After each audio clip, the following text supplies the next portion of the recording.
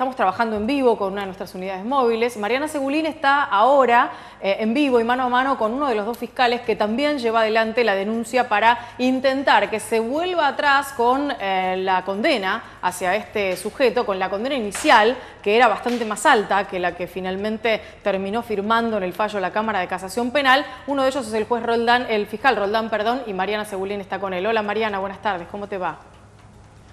Hola Lorena, buenas tardes. Como bien lo decías, estamos aquí en la casa, ha tenido la amabilidad de recibirnos en su domicilio el fiscal de casación, Jorge Roldán, que ha recurrido el fallo polémico y el fallo de la vergüenza, como lo venimos diciendo hace días, desde que se conoció justamente este fallo, que en realidad es de julio del 2014, pero que ahora ha salido a la luz y por supuesto nos ha tenido a todos perplejos e indignados con esta decisión. Fiscal, queremos saber cómo va a seguir adelante esto, cómo se piensa, digamos, bueno, ya se ha recurrido esta sentencia.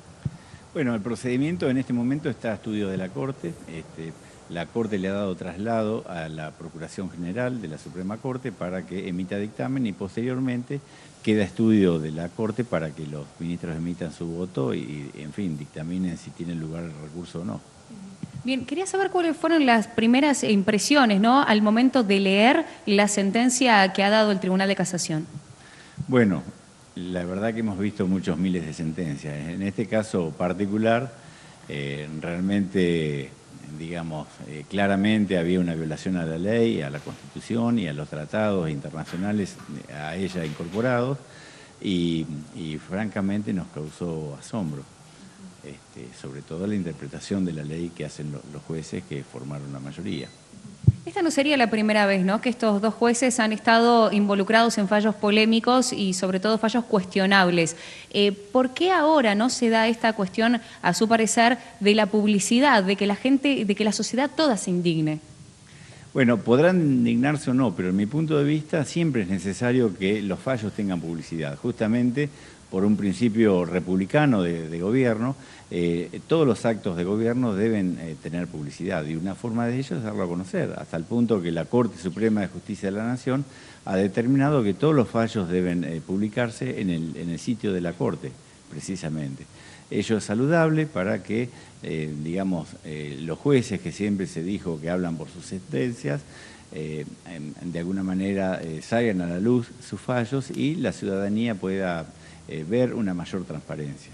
Muy bien. Lorena, el fiscal te está escuchando en estos momentos. Doctor Roldán, muchas gracias por este tiempo y por este rato de conversación. Son muchas las preguntas que uno tiene y que dan vueltas en la cabeza de prácticamente toda la sociedad. Lo primero que me gustaría preguntarle, entendiendo que los fiscales son quienes representan al Estado y quienes representan en este caso a las víctimas, ¿no? Más allá, ¿no?, obviamente de los abogados, de los creyentes, etcétera. Pero digo, en este caso, en la representación del Estado, ¿qué pasó entre el momento del fallo, hace más de 6 meses, y hoy, para que el accionar de esta apelación, de este intento por volver atrás con la condena y demás, haya ocurrido por estas horas y no antes? Se lo pregunto por desconocimiento. Probablemente usted me diga que algo hicieron antes, pero me gustaría saberlo. Bueno, son los tiempos normales que tiene la justicia. La Corte no tiene plazos, pero en este caso digamos, se ha expedido de modo relativamente rápido acerca de la admisibilidad del recurso. No se olvide que es un órgano superior y único en toda la provincia de Buenos Aires que debe atender absolutamente todos los fallos que son recurridos, que por cierto son unos cuantos cientos de fallos y miles. Todos los fallos que normalmente la defensa recurre, hay una amplia capacidad para recurrir los fallos y obviamente los fiscales también recurrimos a aquellos que nos causan agravio, es decir, los que nosotros consideramos que son contrarios a los intereses de la sociedad que en este caso representamos. Doctor, no ha ocurrido nada en particular. Claro, ¿en qué momento hicieron ustedes la presentación para recurrir a este fallo? Nosotros tenemos un plazo fatal de 10 días a partir de la sentencia. Esto sucedió en junio del 2014. Bien.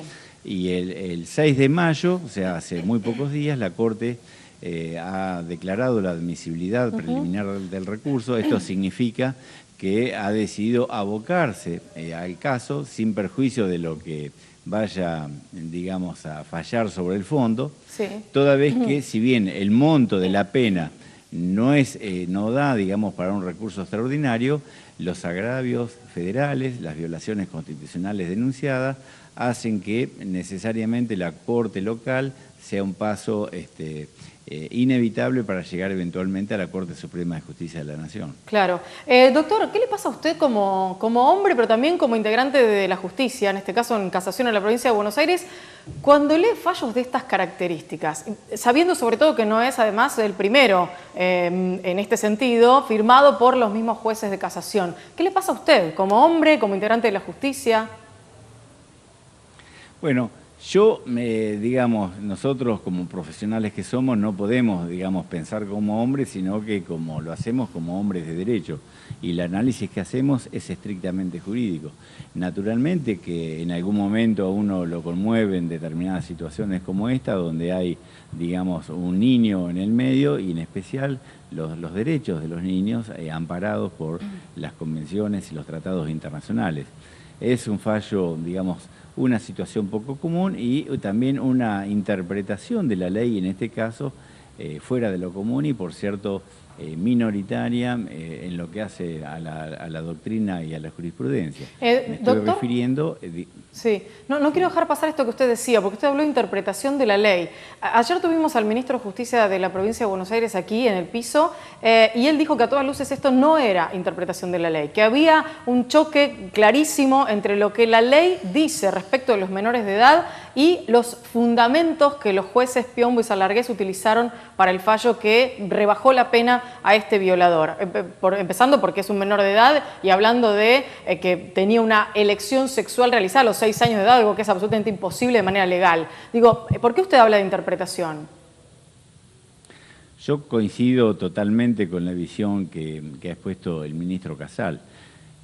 Lo que sucede es que los jueces, para emitir el fallo, ellos sostienen que interpretan la ley de esa determinada manera. Pero justamente porque nosotros interpretamos que no solo la ley, sino la doctrina y la jurisprudencia sentada a partir de esa norma, hablo del abuso sexual gravemente ultrajante, determina que justamente sea una solución absolutamente absurda e inconstitucional. Estábamos hablando hace algunos instantes nada más con dos integrantes del Centro de Derechos Humanos, digamos, por los derechos humanos, estamos hablando de los abogados que participan activamente por los derechos humanos, y la realidad es que aquí están claramente golpeados los derechos humanos en este fallo. No hay ningún lugar a dudas a eso y creo que toda la sociedad se ha puesto de este lado. ¿Cómo se hace para convivir con jueces que lamentablemente, o por lo menos lo estamos viendo en los últimos fallos que han firmado, sistemáticamente han venido llevando adelante este tipo de actitudes respecto de cómo cuidar o no cuidar, en este caso, a una víctima? Mire, nosotros siempre recurrimos a la sentencia, o sea, utilizamos todos los recursos que tenemos a nuestro alcance para revertir este tipo de sentencias. Y bueno, habitualmente la Corte pone las cosas en su lugar y da la interpretación de la ley, que es la correcta, digamos, es el órgano superior a todos los órganos judiciales y la interpretación que realiza la Corte es doctrina legal. En este caso, como le decía, digamos, no he visto a ningún jurista, digamos, a nadie defender este fallo. Claro.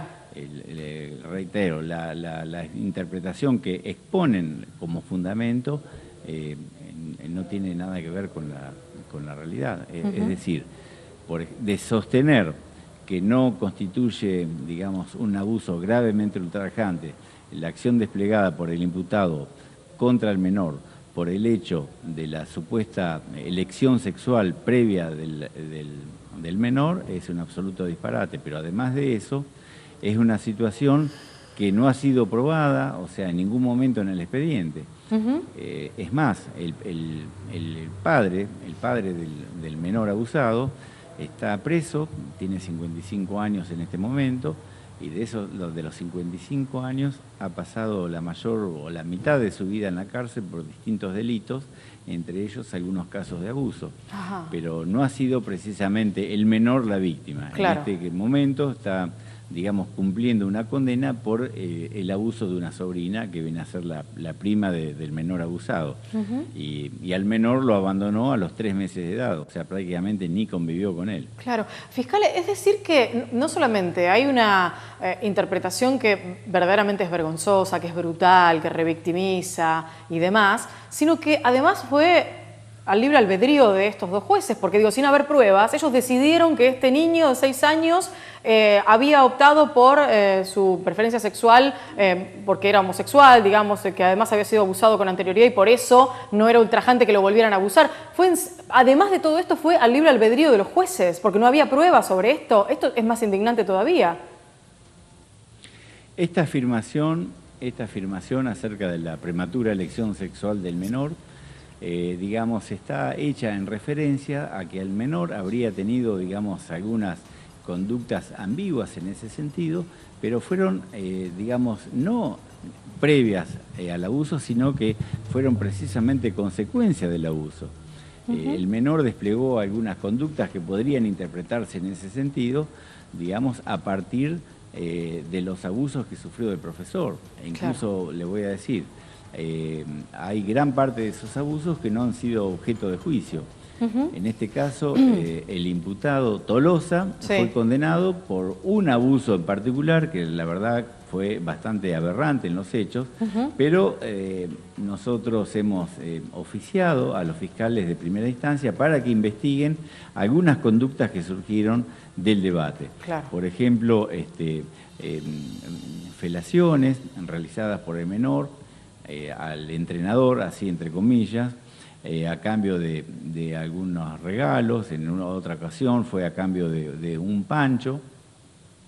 Y esas conductas constituyen un tipo penal mucho más grave, porque incluso son constitutivas de corrupción de menores. Claro, claro. De modo que realmente si se hubieran investigado todas estas conductas y fueran objeto de condena, realmente hubiera sido la pena mucho mayor. Claro, la verdad es horroroso ir escuchando algunos detalles que por supuesto nos imaginamos la familia del chiquito y él mismo, ¿no?, que ya a esta altura tiene 10 años y obviamente comprende mucho más todo lo que está pasando a su alrededor, deben estar sufriendo de tener que volver a revivirlas, pero de todas maneras la búsqueda es por la justicia, pero no solo por la justicia para que este violador pague con la sentencia que le corresponde y con la condena que le corresponde, sino además hacer justicia por los derechos de este niño, porque con total sinceridad no se imagina uno cómo se puede seguir adelante con la vida teniendo solo 10 años y habiendo pasado por el calvario que le ha tocado vivir a esta criatura.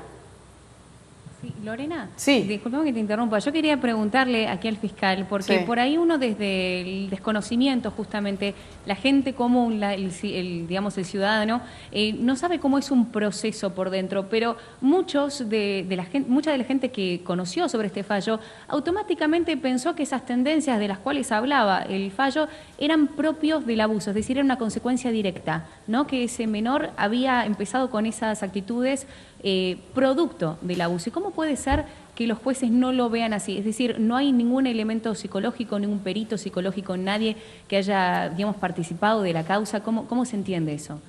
Bueno, justamente los informes psicológicos que hay sobre el menor es como un contraste, ¿no?, una paradoja. Hablan precisamente del daño en su psiquis y en su físico como consecuencia del abuso sufrido. Y todas las conductas descritas en ese sentido y que son referidas, digamos, a un presunto desvío sexual, son posteriores. Eso surge de un examen psicológico realizado en la causa. Y si se observa, a contrario, el examen psicológico hecho al imputado, describe a su vez una conducta típica de un abusador, digamos, y de un desvío sexual por parte del imputado.